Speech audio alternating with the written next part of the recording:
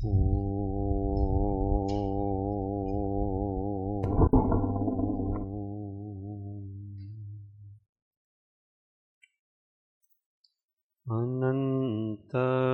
अनंत भाव भेद थी भरेली भली अनंत अनंत नाय निक्षेपे व्याख्यानी छे सकल जगत हित कारिणी हारिणी मोह तारिणी भवाब्धि चारिणी प्रामाणी छे उपमा आप्यानी जेने तमारा खवीते व्यर्थ आपवाथी निज मति मापाई में मानी छे अहो राज चंद्र बाळ ख्याल नाथी पामा जीनेश्वर ताणी वाणी जाणी तेणे जाणी छे गुरुराज ताणी वाणी जाणी तेणे जाणी छे नत्वा जिनेन्द्रं गतसर्वदोषं सर्वज्ञदेवं हितदर्शकं श्रीजैन सिद्धांत प्रवेशिकेर्यं विरचते स्वल्पधियां हिताय विरचते स्वल्पधियां हिताय ओ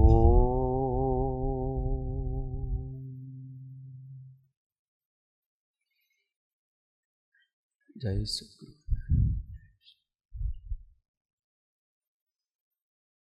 तत्व विचार में श्री जैन सिद्धांत प्रवेशिका अध्याय 5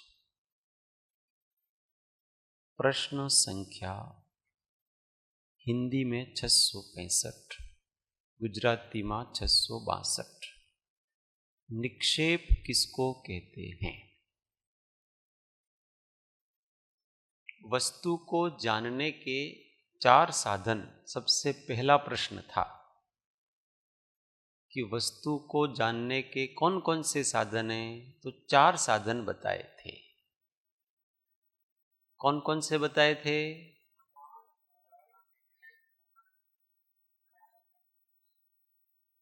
लक्षण, प्रमाण, नय और निक्षेप। तो प्रमाण की चर्चा करी, लक्षण की चर्चा करी, नय की चर्चा करी, अब निक्षेप की चर्चा की जाती है। प्रमाण, नय और लक्षण ये सभी आत्मभूत हैं, ज्ञान रूप हैं, जीव रूप हैं। निक्षेप है वो जीव रूप नहीं होता है, वो किसी पदार्थ में किसी पदार्थ को माना जाता है,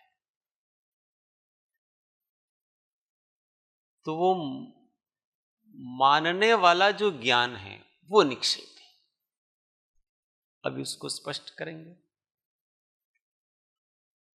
निक्षेप किसको कहते हैं? उत्तर, युक्ति करके सुयुक्त मार्ग होते हुए कार्य के वश से नाम स्थापन, द्रव्य और भाव में पदार्थ के स्थापन को निक्षेप कहते हैं। निक्षेप शब्द का जो शाब्दिक अर्थ है, निक्षेपण करना, आरोपण करना, रखना, न्यास करना, ये सभी एकार्थवाचक शब्द हैं। आरोपण करना, उसी को कहते हैं न्यास, उसी को कहते हैं रखना, उसी को कहते हैं निक्षेप। ये सभी एकार्थवाचक शब्द है। रखना का मतलब क्या, न्यास का मतलब क्या, आरोपण का मतलब क्या, निक्षेप का मतलब क्या। तो कोई पदार्थ वर्तमान में अनुपलब्ध है, उस पदार्थ को वर्तमान में किसी अन्य पदार्थ में आरोपित करके कहना कि ये है। समझ में आ रहा है? वर्तमान में अनुपलब्ध पदार्थ को जानने के लिए ये निक्षेप विधि है। भूतकाल के पदार्थ को, भविष्यकाल के पदार्थ को जानने के लिए, अथवा जो हमारा ज्ञान प्रत्यक्ष अभी नहीं है, उसको किसी और के माध्यम से स्थापन किया जाता है कि भाई ये है।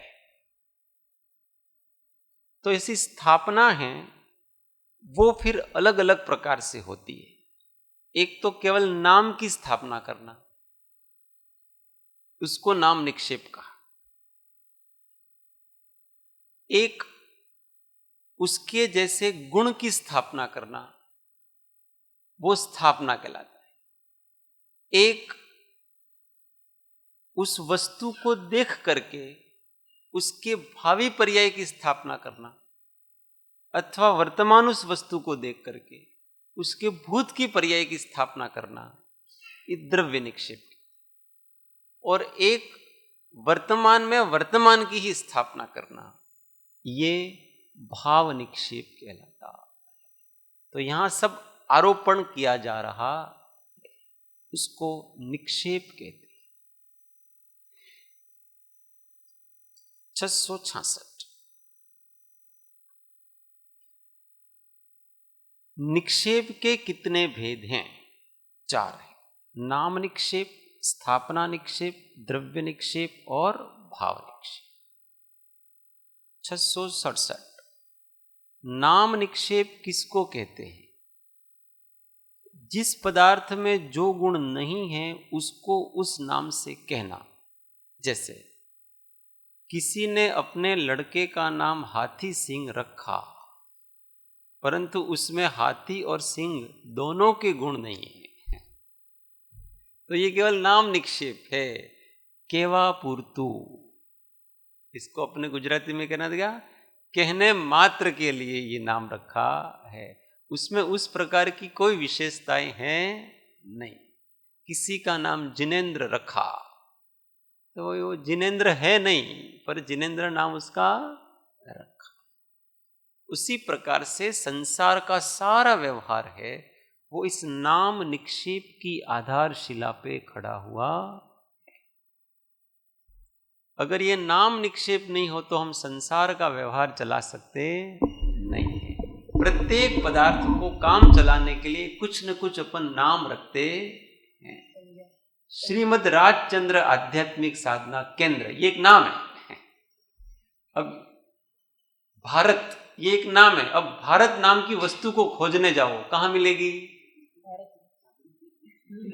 हाँ। तो भारत नाम की कोई स्वतंत्र वस्तु नहीं है। यहाँ के लोग, यहाँ की जमीन, यहाँ का कंस्ट्रक्शन, यहाँ का ये सब मिलकर के क्या है, उसको पहचान देने के एक शब्द में कहना है, तो क्या कहेंगे? भारत। तो इसको नाम निक्षेप कहते हैं। जैसे शब्दों का प्रभाव भी अपने जीवन पर पड़ता है, तो फिर जैसे किसी का नाम यदि ऐसा रख दिया तो उन शब्दों के क्या उसके जीवन पे कुछ प्रभाव पड़ता है? पड़ता है, क्यों नहीं पड़ता है। इसलिए ऐसा नाम रखना चाहिए जिससे अपना प्रयोजन भी सिद्ध हो। इसलिए तो अपने यहाँ परंपराएं थी भगवान का नाम, भगवान के नाम से नाम रखने की वगैरह जो भी। तो जैसे हरिदास, तो बारंबार उसको ऐसा याद आता है कि मैं भगवान का दास।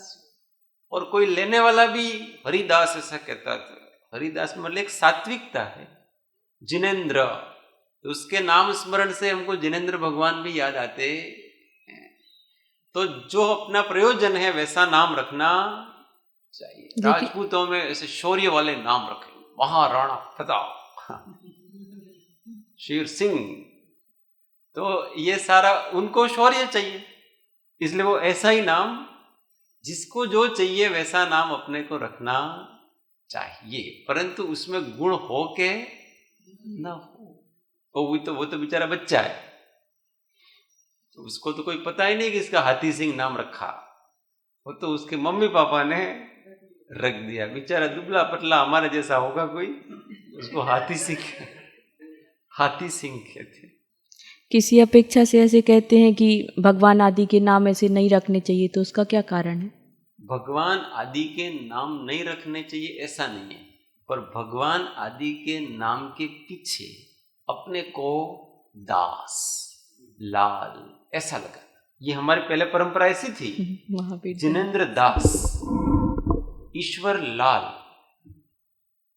ईश्वर नहीं, ईश्वर लाल, ईश्वर दास, कबीर दास, तुलसी दास, बनारसी दास, दास लगाते थे पहले।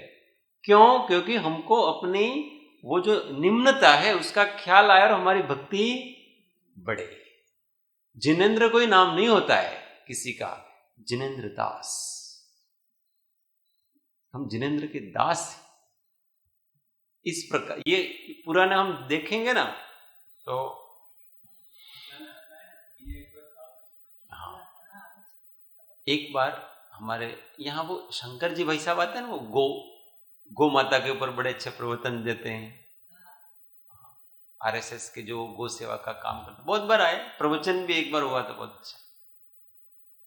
तो उनका नाम शंकर है, तो वहां कोई आए, मैं जब बैठा था, मैं भीलवाड़ा गया था उस समय, तो उनको किसी ने कहा कि शंकर जी आप कैसे हैं, शंकर जी भाई साहब आप कैसे हैं?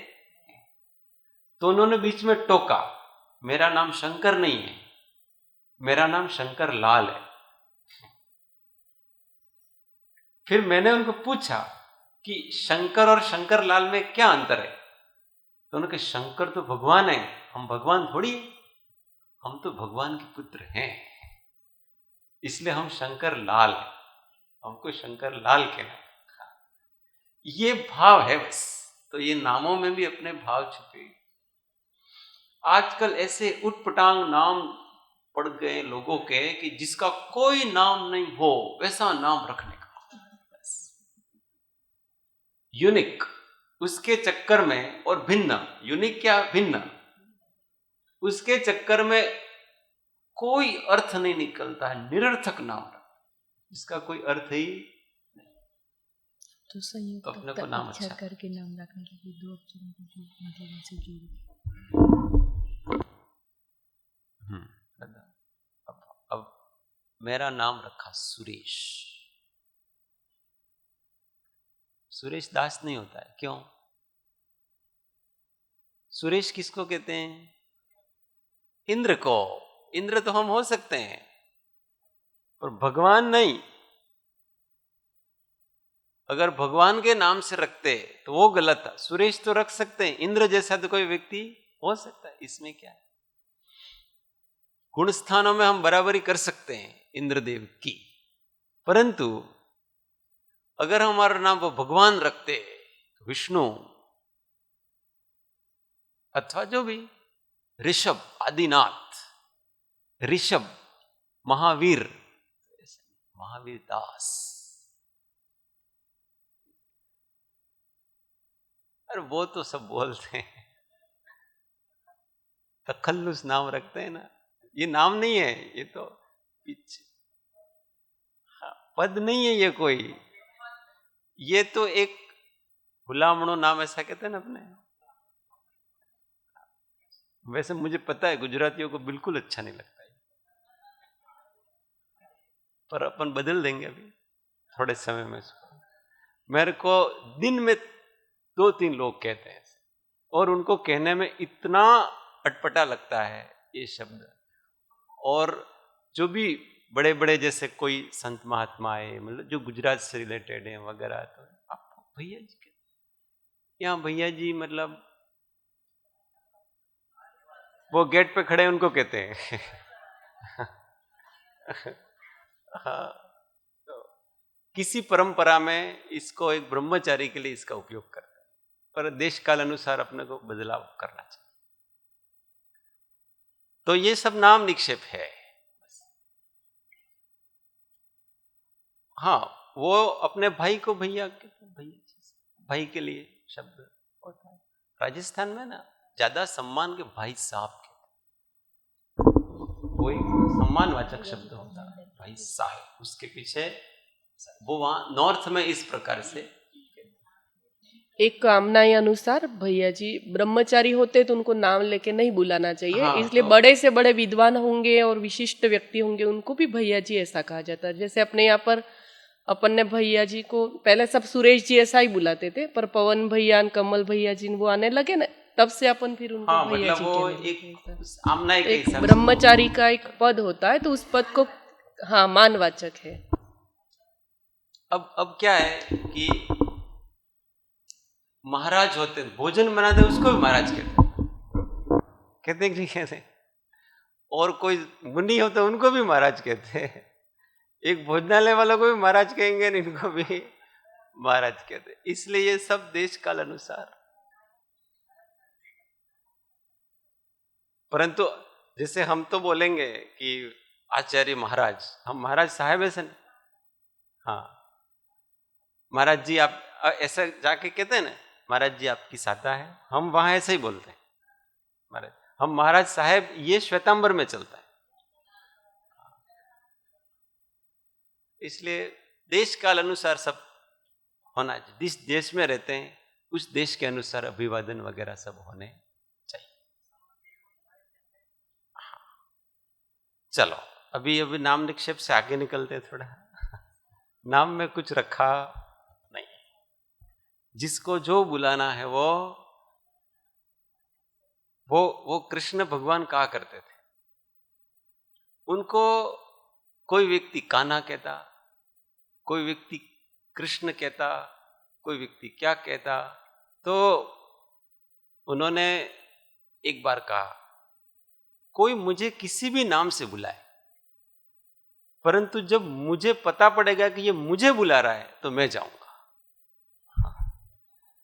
नाम मेरा कोई भी ले, पर जब मुझे ऐसा ख्याल है कि मुझे बुला रहा है तो मैं उसकी सहायता करूं। जिसको जिस नाम से बुलाना, वो कोई कानूड़ा भी कहता है, उसको क्या, सब क्या, सबकी अपनी अपनी श्रद्धा। चलो 668 स्थापना निक्षेप किसको कहते हैं? उत्तर, साकार अथवा निराकार पदार्थ में वह यह है, इस प्रकार अवधान करके निवेश करने को स्थापना निक्षेप कहते हैं। जैसे पार्श्वनाथ के प्रतिबिंब को पार्श्वनाथ कहना अथवा शतरंज के मोहरों को हाथी घोड़ा कहना, तो ये स्थापना, किसी में किसी की स्थापना कर देना। ये भगवान शांतिनाथ की प्रतिमा है, तो वास्तव में ये जीव तो है नहीं ना, ये तो एक जड़ पदार्थ है, परंतु इसमें हमने कि ये शांतिनाथ हैं ऐसा मात्र अपनों ने एक मान्यता की है, ऐसा इसका आरोपण किया है, और हम फिर व्यवहार भी वैसा करते हैं उनके साथ, भगवान मान करके ही व्यवहार करते हैं। वो भी दो प्रकार का है, एक साकार और एक निराकार। साकार का मतलब होता है कि जिसकी स्थापना की जा रही, जिसमें उसके आकार रूप हो, उसका स्वरूप उसमें प्रतिबिंबित हो। तो शांतिनाथ भगवान कैसे थे? तो जिस प्रकार से वो एकदम वीतराग अवस्था में थे, उस वीतराग अवस्था की ही ये प्रतिमा है, तो वो साकार स्थापना निक्षेप कहलाता है, उसमें उनका स्वरूप झलकता है। और कोई किसी वस्तु में, ऐसी वस्तु में उस वस्तु का आरोपण करना, कहना कि उसका कोई आकार प्रकार ही नहीं हो। जैसे मैं ये कहूं कि ये जो समय सार है ना, ये कुंद कुंद स्वामी है, मैंने हाथ में लेके क्या कहा कि ये कुंद कुंद स्वामी है। अब वास्तव में तो इसमें कुंद कुंद स्वामी का कोई प्रतिबिंब नहीं है, परंतु मैंने उनके अक्षरों को इसमें आरोपित करके उस अक्षर देह को ही कुंदकुंद स्वामी ऐसा कह दिया। ये निराकार है। अथवा शतरंज की जैसे मोहरे हैं तो वो हाथी घोड़े जैसे नहीं होती है, परंतु एक को कहा कि हाथी है, एक को कहा कि वजीर है, एक को कहा कि ये घोड़ा है, एक को कहा कि ये प्यादा है, एक को कहा कि ऊंट है। इस प्रकार से अलग अलग प्रकार से उसकी स्थापना की। वो केवल मान रखा है, उसके आकार की वहां पर अपेक्षा नहीं। तो इसलिए वो साकार और निराकार ऐसे दो प्रकार के स्थापना निक्षेप होते हैं। स्थापना निक्षेप में थोड़ी बहुत गुण की अपेक्षा भी होती है। नाम निक्षेप में कुछ गुण की अपेक्षा होती नहीं है, पर ये जो साकार स्थापना निक्षेप है उसमें तो गुण की भी अपेक्षा होती है। गुण का मतलब क्या कि हमने स्थापना कर दी शांतिनाथ भगवान की, तो उनके अंदर वो जो वस्तु स्थापित की है उसमें उनकी विशेषताएं झलकनी चाहिए, उनका स्वरूप उसमें झलकना चाहिए, नहीं तो वो स्थापना निक्षेप में आएगा नहीं, साकार स्थापना निक्षेप में आएगा नहीं। तो जैसे इनकी वितरागता दिखनी चाहिए, उनका जैसा स्वरूप है वैसा दिखना चाहिए। आप ऐसा कहो कि किसी वस्तु में टीवी है, आपको ये इंसान है, तो इंसान का कुछ विशेषता नहीं दिखती है, तो इसको आप स्थापना नहीं कर सकते हैं। साकार इसको कहते हैं। उसमें उसका आकार होना चाहिए, तो उसमें उसके गुण भी अपेक्षित थोड़े बहुत होने चाहिए। बाहर के गुण हो, अंदर के गुण नहीं, बाहर के गुण उसके अपेक्षित होना है। तो कम से कम उसका आकार मनुष्य जैसा तो होना चाहिए ना, उसके सिर होना चाहिए, पैर होना चाहिए, पेट होना चाहिए, तो अपन इंसान कह सकते हैं। पर अब टीवी में इस इंसान की स्थापना कर दो तो वो तो साकार स्थापना हो सकती नहीं, उसकी विशेषताएं मिलनी चाहिए, थोड़ी बहुत ऐसा स्वरूप दिखना चाहिए। अब वितराग देव कहते हो तो फिर आपकी स्थापना कैसी होनी चाहिए कि उसमें वितरागता झलकनी चाहिए, तो वो स्थापना निक्षेप का मिलेगा। नहीं तो आपने शांतिनाथ भगवान यूं तो कहा और आपने साफा रख दिया, ये कर दिया, फिर धोती पहनाई, फिर ये मुकुट पहनाया और कह गए ये शांतिनाथ भगवान है, वो नहीं हो सकते, वो साकार स्थापना नहीं है, क्योंकि उनके भगवत स्वरूप की प्रतिकृति होनी चाहिए।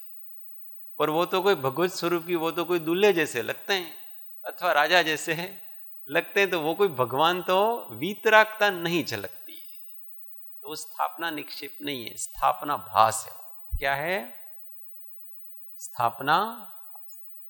और जो स्थापना निक्षेप है साकार, उसमें उसके मान सम्मान आदि की भी अपेक्षा रहती है, आदर भाव आदि की भी अपेक्षा रहती है, तो उसमें उसको वैसा आदर दिया जाएगा, वैसा मान दिया जाएगा, वैसी पूजा भी अगर पूजनीय हो तो की जाएगी उनकी।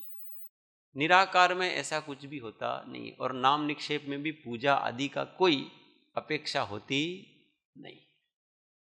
तो ये स्थापना निक्षेप कहलाता। एक चित्रपट है, एक प्रतिमा है। जैसे एक तो भगवान महावीर का चित्रपट है और एक भगवान महावीर की प्रतिष्ठित जिन प्रतिमा है, तो उन दोनों में क्या अंतर है?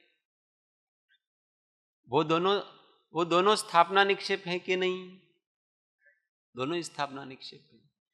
उन दोनों में फर्क क्या एक जैसा मान सम्मान होना चाहिए कि थोड़ा अलग होना चाहिए? उसमें अलग क्या होना चाहिए?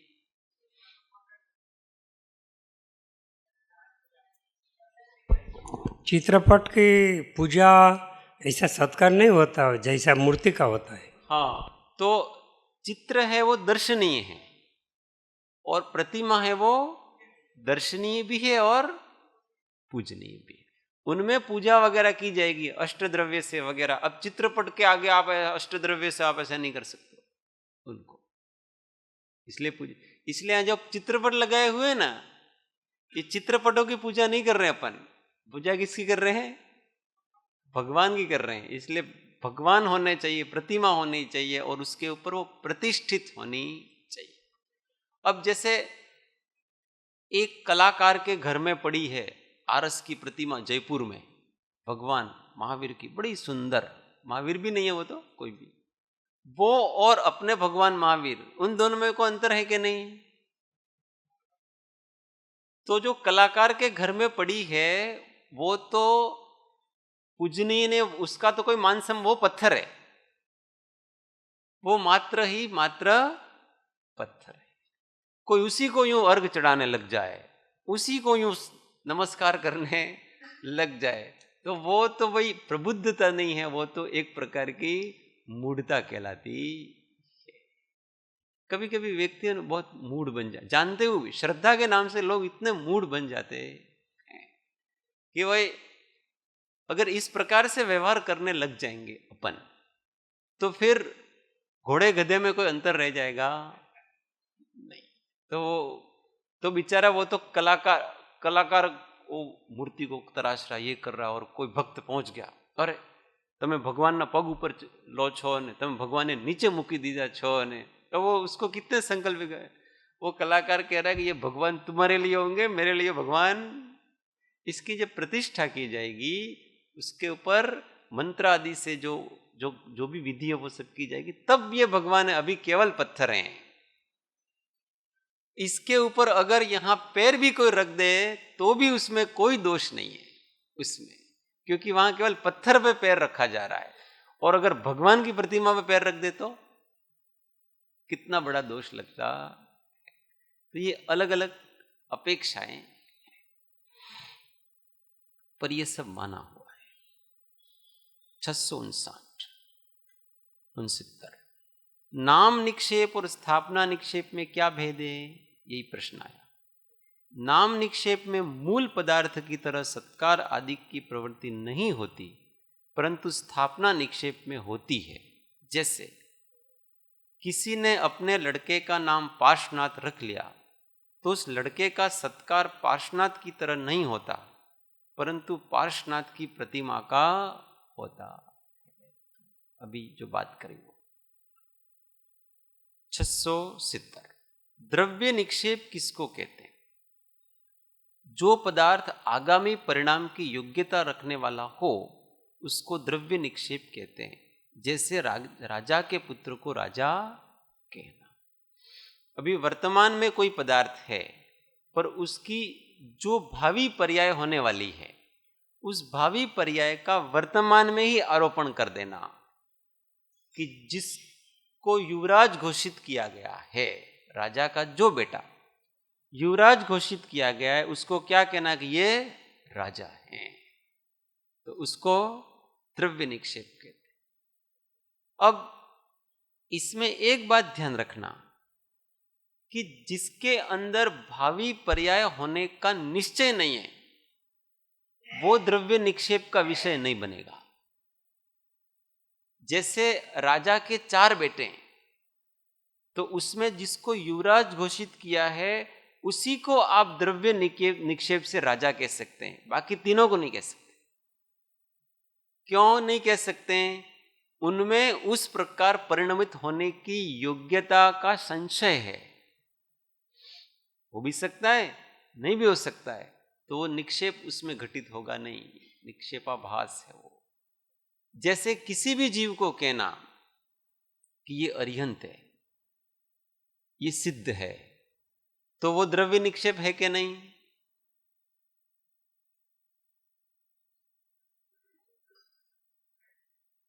नहीं है। क्यों नहीं है? क्यों? क्योंकि वो अभव्य भी तो हो सकता है, उसमें अरिहंत और सिद्ध पर्याय प्रकट करने की योग्यता नहीं भी तो हो सकती है। यहां तो द्रव्य निक्षेप का विषय वो ही बनेगा जिसमें वो योग्यता है। जैसे आपने किसी सम्यक दृष्टि अथवा मुनि महाराज को कहा ये अरिहंत है, क्यों? वो नियम से मुनि है, वो अरिहंत और सिद्ध पर्याय प्रकट होनी ही है, सम्यक दृष्टि में नियम से होनी है। अथवा जो भव्य जीव है उसमें नियम से होनी ही है, तो वो नियम से जो पर्याय होगी उसमें वो द्रव्य निक्षेप का विषय बनता है, तो उसको द्रव्य निक्षेप कहा जाता है। 671 भाव निक्षेप किसको कहते हैं? वर्तमान पर्याय संयुक्त वस्तु को भाव निक्षेप कहते हैं, जैसे राज्य करते हुए पुरुष को राजा कहना।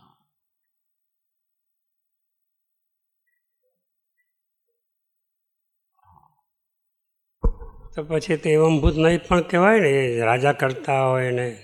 हाँ, तो इसमें क्या दिक्कत है? અચ્છા, રુજુસૂત્ર एवंभूत नय से उसमें आरोपण किया गया है, तो यहाँ नय और निक्षेप को अलग करना, ये नय का भी विषय है और ये आरोपण किया गया है। यहाँ पर दोनों अलग चीजें हैं सारी की सारी। नय तो एक दृष्टि है ज्ञान की, और यहाँ तो किसी और वस्तु में किस और वस्तु का आरोपण किया गया है और फिर उस नय से उसको देखा जा रहा है। समझ में आ रहा है? तो उस वस्तु को उस नय से जो देखना है, जानना है, वो तो नय है, और उस वस्तु का जो आरोपण है वो निक्षेप है। तो यथार्थ का यथार्थ में आरोपण किया, सत्य का सत्य में आरोपण करना, जो सत्य है उसी को सत्य कहना। तो आरोपण का मतलब उसमें रखना, न्यास तो लगेगा ना। केवली को केवली कहना, तो केवली में ही केवली का आरोप किया है। आरोप सच्चा भी हो सकता है, आरोप मिथ्या भी हो सकता है। तो ये सच्चा आरोप है। सच्चे आरोप का नाम भाव निक्षेप कहलाता, यथार्थ आरोपण का नाम भाव निक्षेप कहलाता। आरोपण, कोई अपराधी है तो चोर को चोर कहना, वो कौन सा निक्षेप है? भाव निक्षेप। और कोई बेचारा चोर नहीं है, उसको चोर कहना, तो वो फिर मिथ्या वचन, निक्षेपाभास है। वो तो हाँ, उसमें होने की योग्यता हो तो द्रव्य निक्षेप की अपेक्षा से आप कह सकते हैं कि कोई चोरों के गिरोह का है, अभी डाकू का ही बेटा है, तो वह कह सकते हैं कि ये भी डाकू इसका उत्तराधिकारी निभा सकता है, वो भी हो तो उसका, नहीं तो नहीं।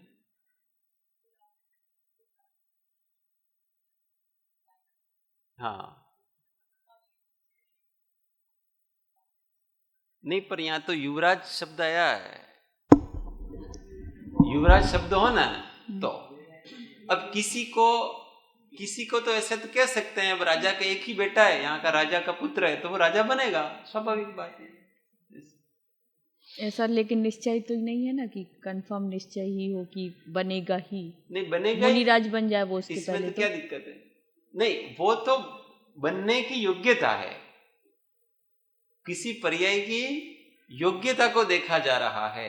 तो यहाँ संसार में तो सभी अनिश्चितता ही है, पर वर्तमान योग्यता तो ऐसी है क्योंकि वो राजा का बेटा है, तो राजा का बेटा है इसलिए राजा बनने की योग्यता उसमें है, तो इस हिसाब से उसको कह दिया। इसमें कोई, अब भविष्य में कदाचित बने अथवा नहीं बने वो हमारे ज्ञान का विषय नहीं है। ये तो हम निक्षेप तो व्यवहार चलाने के लिए करते हैं, पर वर्तमान में तो उसकी योग्यता ऐसी दिख रही है। तो जो वर्तमान में आगामी पर्याय रूप होने की योग्यता जो दिख रही है, उस वर्तमान की पर्याय को देख करके उसको अपन कहते हैं कि ये ऐसा है, इस प्रकार। अब कदाचित वो पर्याय प्रकट नहीं हुई तो अपन क्या करें उसको, पर वो योग्यता होनी चाहिए बस उसकी। पर आप अभव्य जीव को कहोगे तो उसकी तो योग्यता ही नहीं है।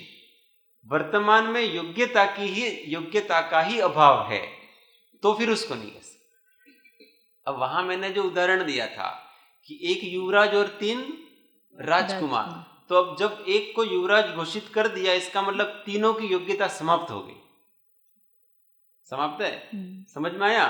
जब किसी को भी युवराज घोषित नहीं किया तो उन चारों बेटों में से ऐसा कह सकते हैं कि ये राजा हैं, चारों में कर सकते हैं, क्योंकि पता नहीं राजा किसको राजा बनाए, तो वो द्रव्य निक्षेप चारों में से, तो वो द्रव्य निक्षेप का विषय हो जाएगा।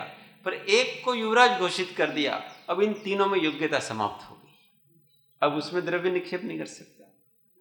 वर्तमान की पर्याय में अब राजा होने की योग्यता उन तीनों में समाप्त हो गई, क्योंकि एक युवराज घोषित कर दिया गया है पहले से, तो वो द्रव्य निक्षेप का विषय होगा, और वो तीनों द्रव्य निक्षेप के विषय नहीं होंगे। ऐसे अब ऐसा हो सकता है ये युवराज था और वो अच्छा नहीं निकला, तो उसको वापस युवराज पद ले लिया और किसी और को बना दिया, तो जिसको बनाया उसकी योग्यता हो गई। अब वो जो 3 वो अयोग्य हो गए, बाकी बच्चे वो 3 अयोग्य हो गए। तो वहां वर्तमान को देख करके का सब कुछ किया जा रहा, वहां भविष्य में होगा नहीं होगा उसको तो केवली के ज्ञान का विषय, वर्तमान परिणति को।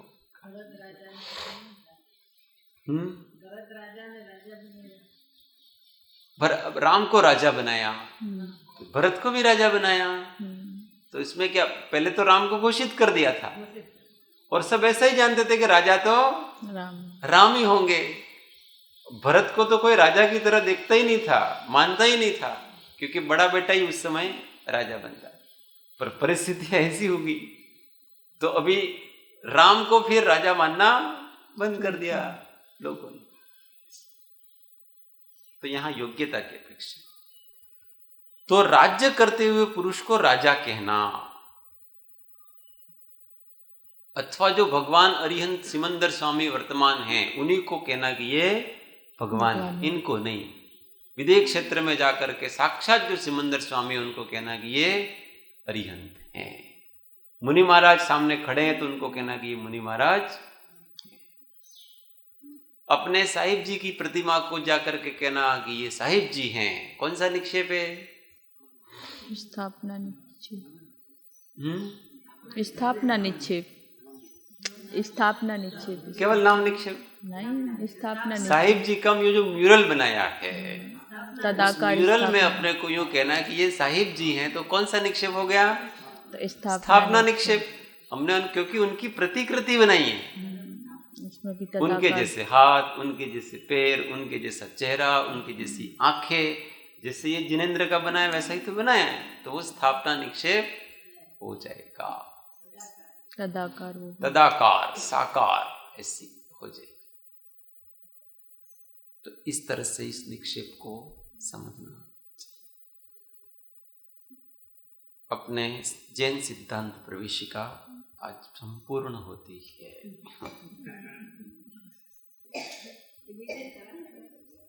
हाँ, इसका अध्याय का रिवीजन करा देंगे, पर ये शास्त्र आज पूरा होता है। अभी अपनों तो ने बहुत धैर्य के साथ इस शास्त्र को अपनों ने पढ़ा। शास्त्र का ये लगभग કેટલા વખતથી ચાલે છે આપણા શાસ્ત્ર? 2 વર્ષ થઈ ગયા? हाँ, मतलब 2 साल तो हो ही गया होंगे। हाँ, तो वो 2-3 साल हो गए। वो तो आए, इसके बाद 2-3 साल हो गए। राजू भाई कामदार आए थे, कामदार आए, इसके बाद से चालू। इस जैन सिद्धांत प्रवेशिका में जिनागम के प्रयोजनभूत जितने विषय हैं वो सारे के सारे हैं। और इस जैन सिद्धांत प्रवेशिका में 2-2.5-3 साल में जितने भी व्याख्यान हुए हैं, उस व्याख्यानों में जिनागम के जितने विषय हैं उन सब विषयों का सूक्ष्मता से बहुत अच्छी तरह से विवेचन उसमें आध्यात्मिक दृष्टि और सिद्धांत दृष्टि को रख करके किया गया है। तो अगर अपने को जिनागम का बेस तैयार करना है तो बारंबार इसका अभ्यास करना चाहिए और उस व्याख्यानों को बारंबार सुनना भी चाहिए, क्योंकि एक एक प्रश्न को अनेक बार स्पष्ट किया गया है, एक एक वस्तु को अनेक बार स्पष्ट किया गया है। एक प्रथमानुयोग को छोड़ दिया जाए तो 3 अनुयोग उसमें बहुत अच्छी तरह से समाहित हो जाते हैं, प्रथमानुयोग को छोड़कर। तो इसमें किसी प्रकार की कोई अपने से त्रुटि रह गई हो अथवा विपरीत प्ररूपणा हुई हो तो अपन भगवान की साक्षी से और जिन्होंने लिखा है उनके अभिप्राय से विपरीत भी अपने कुछ ज्ञान में आया हो और प्ररूपणा हो गई तो उनसे भी अपन क्षमा याचना करते हैं।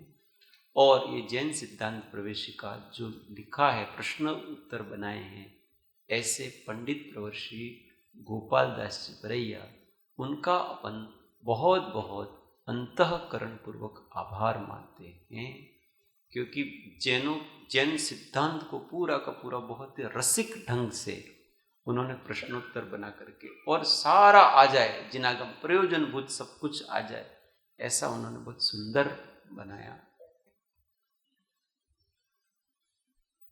कल से अपन थोड़ा रिवीजन करेंगे। 4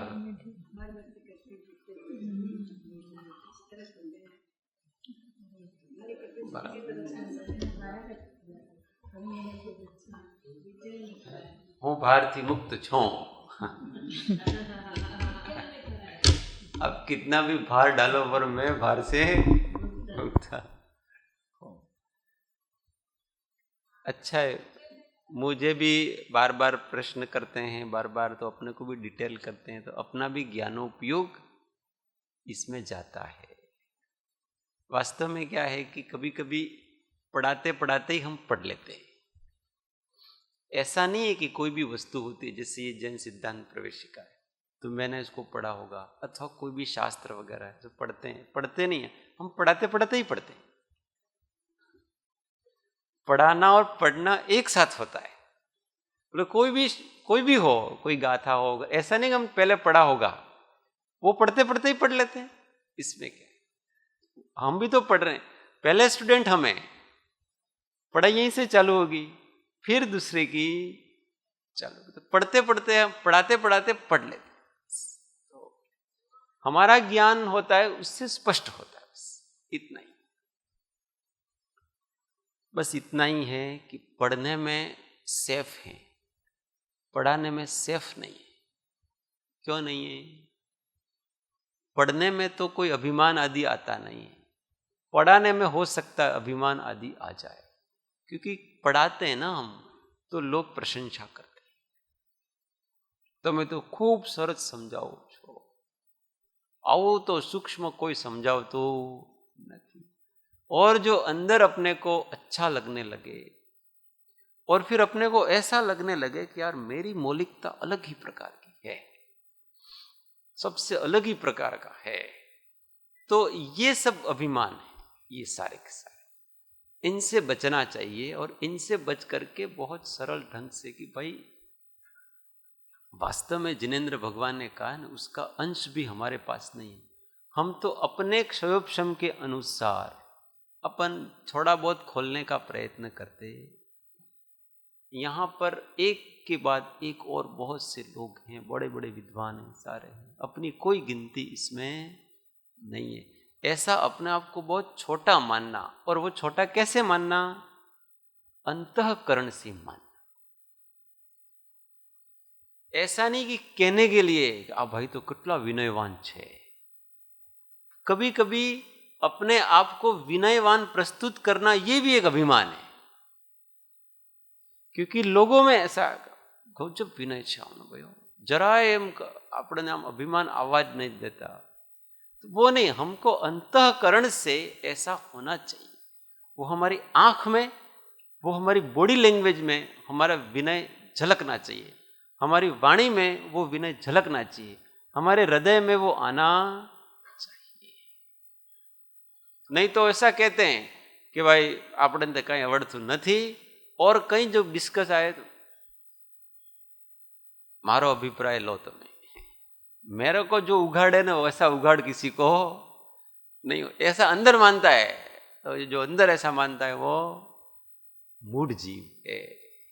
ठीक है भाई, ये तो महापुरुषों के संसर्ग से और इसी जिन वाणी के प्रताप से हमारा क्षयोपशम खिला है.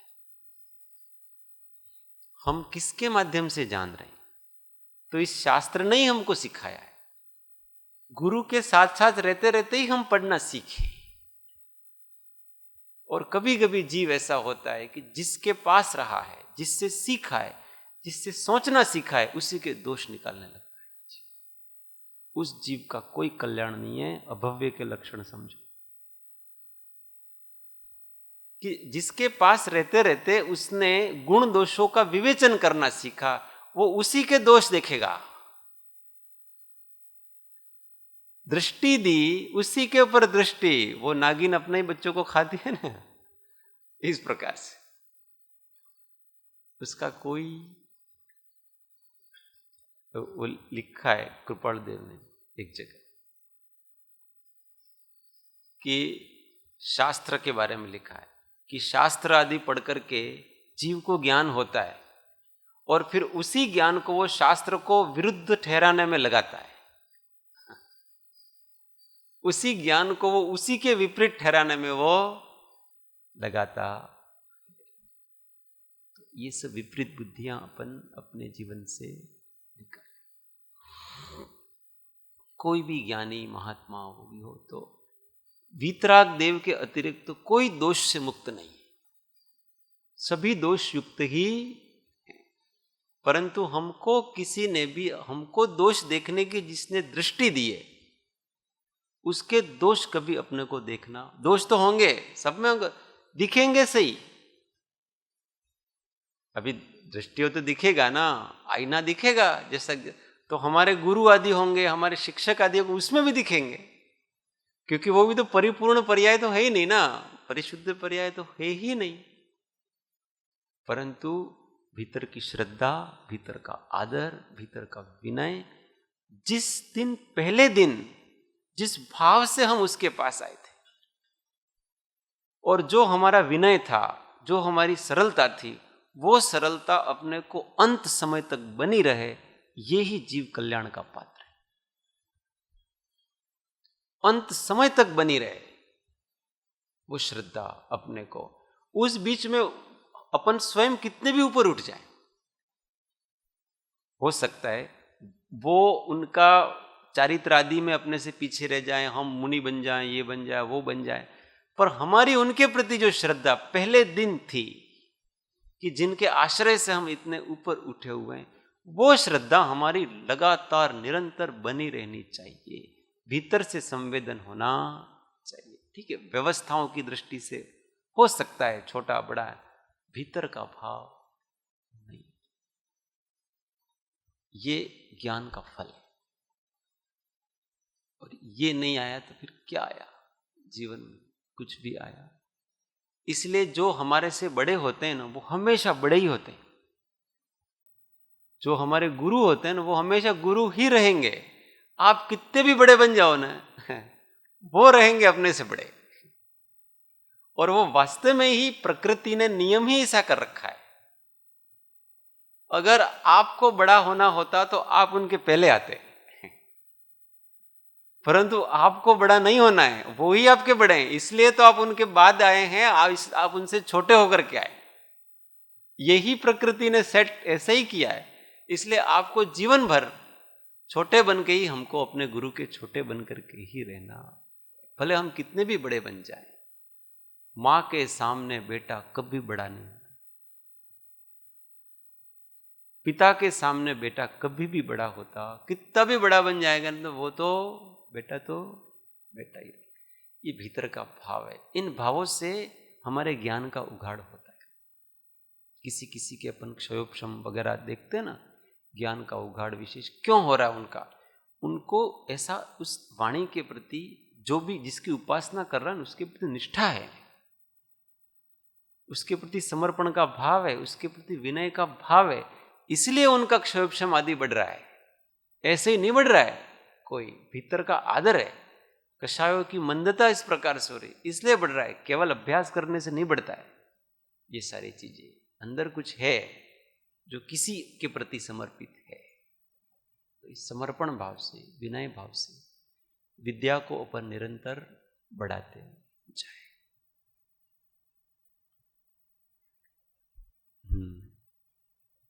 हाँ,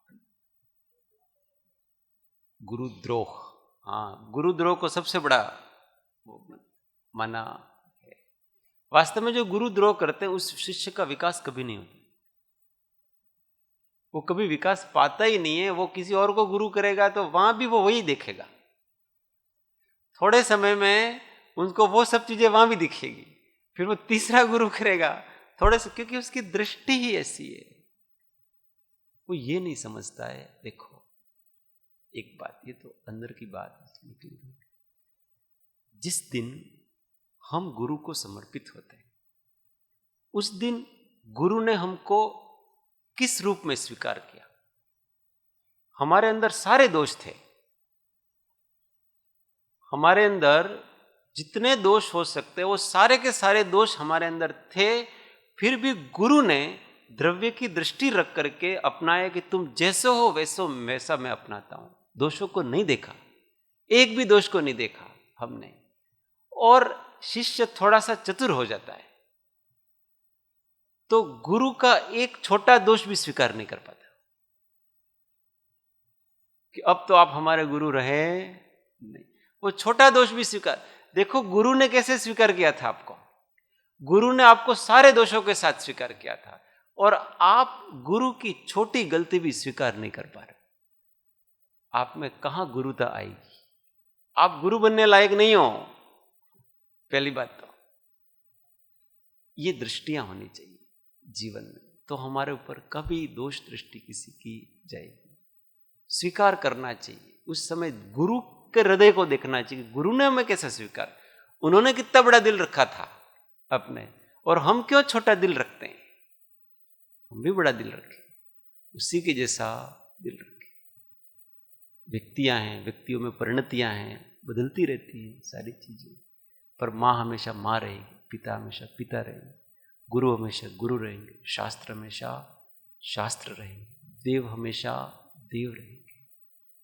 ये श्रद्धाएं, ये निष्ठा, इस वास्तव में विनय से ही विद्या आती है, और वो हृदय का होना चाहिए, भीतर का होना चाहिए। तो अपने अंदर विनय प्रगटे, और उस विनय से सच्चा आत्मज्ञान का प्रकाश होता है। उस आत्मज्ञान और आत्म समाधि से संवर और निर्जरा होती है। संवर और निर्जरा से अनुपम आह्लाद युक्त मोक्ष की प्राप्ति होती है। ऐसा मुक्ति सबको मिले, उसी भावना के साथ।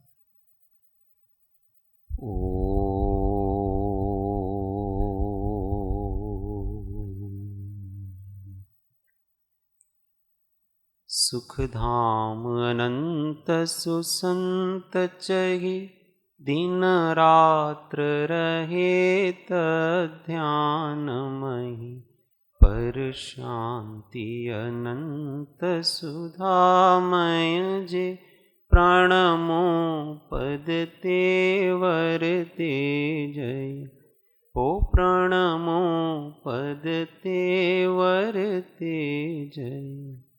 सद्गुरु परम कृपालु त्रिलोकनाथ की जय, सब संतन की जय, आनंद घन ओम।